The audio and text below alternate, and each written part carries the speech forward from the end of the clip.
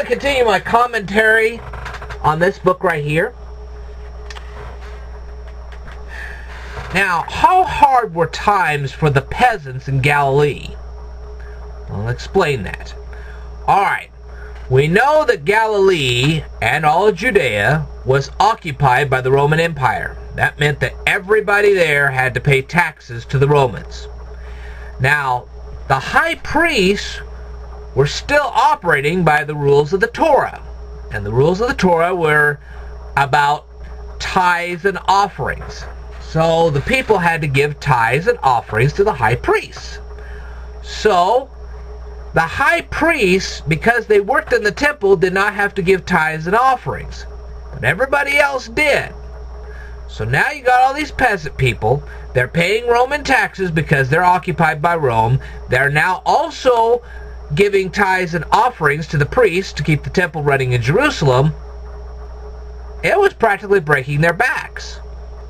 Now, even though the priests themselves did not have to give any tithes and offerings, they did, however, have to pay taxes to Rome.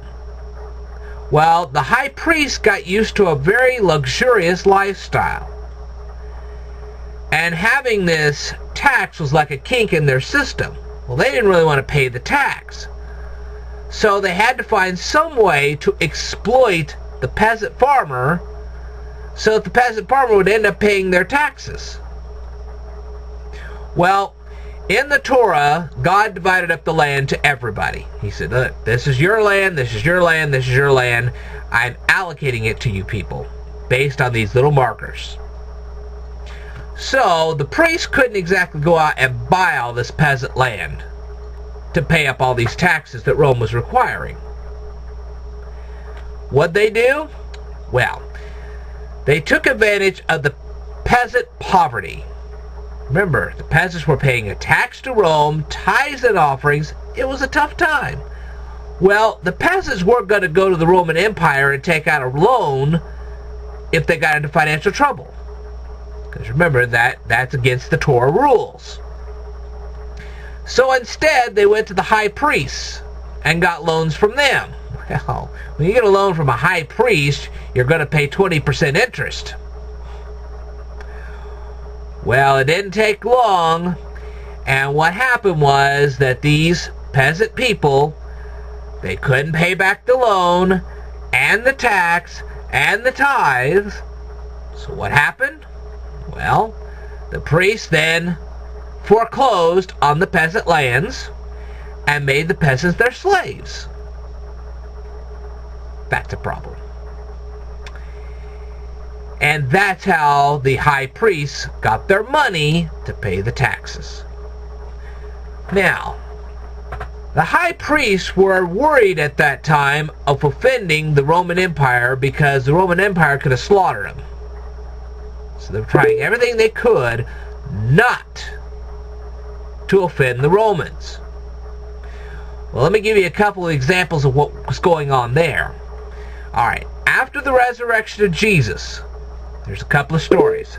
The first one is of Vitellius, who was the legate of Syria. Now, what's a legate? In this case, it was the governor. Vitellius was the governor of Syria at the time. And Vitellius wanted to wage a war against Aretas in Arabia. Now, in order to get troops from, and these were Roman troops, in order to get Roman troops from Syria down to Arabia to wage this war, those troops had to cross through Judea, or at least he thought they did. You know, well, this is the easiest way. We'll just take all these Roman troops, take them through, and go down. Now, there were Roman troops in Judea already, but not a full-blown legion of troops. We're talking a big old legion of troops are going to be sent down through Judea. Now then, you say, well, what was the big problem? Well, if it was just the troops themselves, it wouldn't have been such a big problem. But these troops had emblems on their breastplates. They had emblems on their banners, and these were pagan emblems. Well, that didn't set well with the Jewish people. So the Jewish peasants went up to the high priest and said, look, you can't let these guys come through here. If you do, that's going to be bringing paganism right into our land. And God forbids that. Well, the high priest tried to quell all this for a while. But when they found out that the peasants were going to revolt, if the high priest didn't do something to stop these troops from coming through, well, they went to Vitalis and said, look, if you don't reroute your troops, we're going to have a revolt on our hands. Well, Vitalis, he didn't want a revolt. He didn't want the mess of a war. So he rerouted his troops and sent them in another direction so they'd avoid Judea and go to Arabia. I'm sure that didn't make Vitalis very happy. But there's another story. Then there was another legate of Syria, and his name was Petronius. And there was this guy named Gaius Caligula. Now, Gaius Caligula wanted to erect a statue of himself. Well, the Jewish people didn't care about that until they found out where he was going to erect the statue. Then it became the problem. Where was he going to put this statue? He was going to put it in the holiest of holies in the Jewish temple. That's a problem. Well, the peasants went up to the high priest and said, look, you can't let this guy put a statue of himself in the holiest of holies. It's ridiculous. Well, the high priest is like, we don't really want to offend the Romans because they might kill us. And the peasant says, well, okay. How about this? Despite the fact that you now own our lands because you've foreclosed on us, despite the fact that we're your slaves now,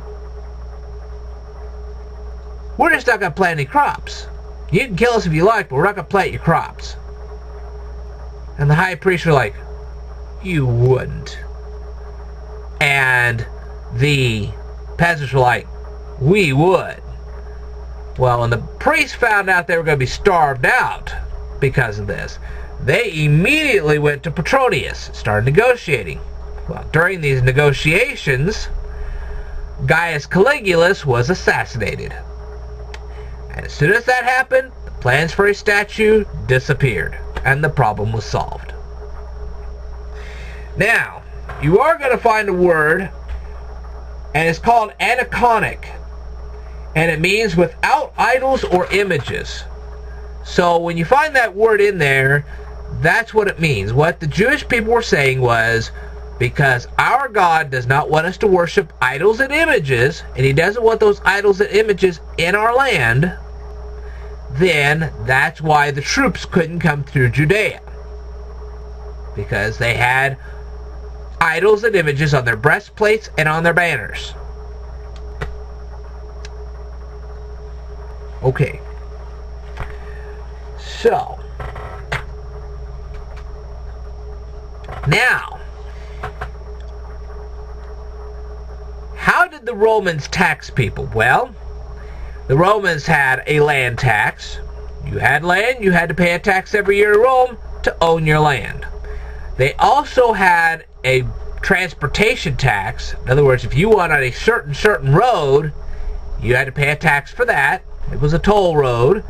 And then on top of that, if you're going on this toll road, if you brought anything with you in the lines of fruits, vegetables, pots, pans, you name it, you had to pay a tax for transporting merchandise on this toll road.